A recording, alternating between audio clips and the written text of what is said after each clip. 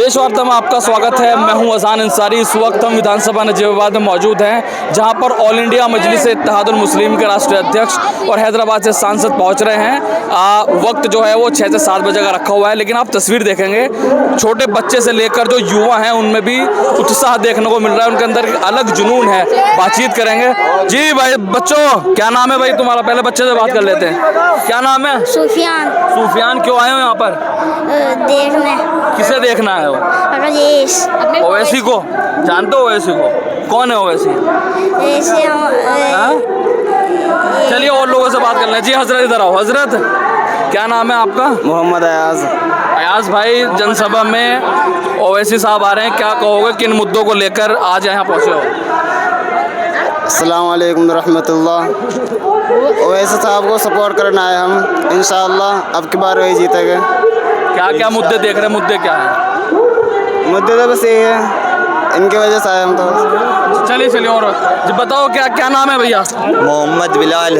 बिलाल, क्यों पहुँचे हो? क्या क्या मुद्दे हैं? ओवैसी आ रहे हैं, क्यों आए हो आप यहाँ आज? ओवैसी पार्टी को हम सपोर्ट करते हैं और वो रोजगार की कमी है, इनसे अपील है रोजगारी पूरी करी जावे। यहाँ हमारे लीडर ओवैसी साहब। ओवैसी साहब जिंदाबाद। एमआई पार्टी जिंदाबाद। लेकिन कुछ लोग तो कह रहे हैं कि समाजवादी पार्टी ठीक है, यहीं से उनके विधायक भी हैं। हमारे लिए एमआई पार्टी सही है। क्या ये वोट खराब होवे, क्या कुछ भी हो, एक न एक दिन इंशाल्लाह एमआई पार्टी आएगी नजीबाबाद में। आएगी इंशाल्लाह। भाई साहब, क्या नाम है? क्या नाम है? शाहिद सैफी मेरा नाम है। जी सैफी साहब, क्या लग रहा है इसका असर 27 चुनाव पे पड़ेगा? आज जो बैरिस्टर साहब यहाँ नजीबाबाद में आ रहे हैं, मुझे उम्मीद है कि इसका असर पूरे उत्तर प्रदेश चुनाव पे पड़ेगा इंशाअल्लाह। और जो मूलभूत मुद्दे हैं ये आप नजीबाबाद को छोड़ दीजिए, आप पूरे प्रदेश में देखिए। अभी 2022 के चुनाव में मुसलमानों ने 95% तक अखिलेश यादव को वोट दिया, लेकिन आज मुसलमानों की खानकाहें, ईदगाह, मस्जिदें, मदारिस, अभी आप 2 साल पीछे जाएंगे तो एक आपको देखने के लिए मिला पूरे देश में मॉब लिंचिंग की बाढ़ सी आ गई थी।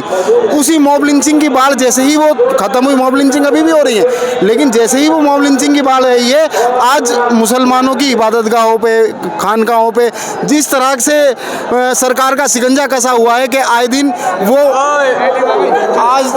वो जो है मतलब मंदिर ढूंढ रहे हैं मस्जिदों में। तो आज देश में अराजकता का माहौल है, तो उसको लेके आज बैरिस्टर साहब यहाँ संबोधन करेंगे और जो मुसलमानों की मांगे हैं उनको यहाँ मुखरता से उठाया जाएगा। आपसे भी बात करूँगा। देखिए उत्साह दिखा, किस कदर जो उत्साह है वो युवाओं में है, और ओवैसी से आने से पहले ही लोग जो हैं वो अपने अपने तरीके से असदुद्दीन ओवैसी का समर्थन का इजहार कर रहे हैं। ये देखिए दीवानगी जो है वो सर चढ़कर कहीं ना कहीं बोल रही है। जी भाई साहब, मैं ये जानना चाह रहा हूँ, नजीबाबाद एक मुस्लिम बहुल इलाका है, 3 बार से समाजवादी पार्टी के विधायक हैं। ये कही जा रही है बात, चर्चा का विषय है कि ओवैसी साहब जिले की इकलौती मुस्लिम सीट हराने के लिए आ रहे हैं। अच्छा, मुझे ये बताइए, पूरे प्रदेश में जो यादव बहुल सीटें हैं, क्या उनका जब हम सर्वे करते हैं तो हमें देखने के लिए मिलता है कि यादव बहुल सीटें समाजवादी पार्टी हार रही है, तो आखिर मुसलमान अपने कंधों पे भाजपा को हराने का बोझ कब तक लेके चलेगा? तो हम जो बैरिस्टर साहब का पैगाम है वो घर घर तक, शौकत साहब का जो प्रोग्राम है घर घर तक, उसको पहुंचाने की कोशिश ये कर रहे हैं कि हमें अपने बच्चों के मुस्तकबिल की लड़ाई लड़नी है। भाजपा को हराने की जिम्मेदारी हमारे ऊपर नहीं है, जितनी जिम्मेदारी भाजपा को हराने की हमारे ऊपर है उससे कहीं ज़्यादा समाजवादी पार्टी पे होना चाहिए, उससे कहीं ज़्यादा कांग्रेस पे होना चाहिए, बसपा पे होना चाहिए। तो अगर 7% यादव होकर मुख्यमंत्री का दावेदार हो सकता है उत्तर प्रदेश में, तो 20% मुसलमान क्यों नहीं मुख्यमंत्री का दावेदार हो सकता? तो ये कोई लॉजिकल बात नहीं है कि यहाँ समाजवादी पार्टी का मौजूदा विधायक मुसलमान है तो मजलिस इत्तेहादुल मुस्लिमीन या चुनाव न लड़े, क्योंकि मजलिस इत्तेहादुल मुस्लिमीन चुनाव आयोग में दर्ज एक राजनीतिक पार्टी है। राजनीतिक पार्टी का काम कहीं चौराहे पे जाके नाटकीय प्रोग्राम करना नहीं है, चुनाव लड़ना ही है।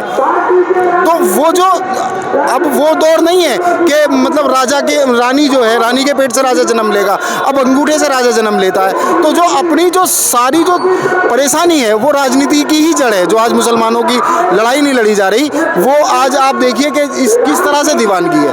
वो इसीलिए को एक अच्छा लीडर चाहिए भाई, चाहिए। इस सरकार में मुसलमानों का लीडर होना चाहिए और वो लीडर है ओवैसी एमआई पार्टी।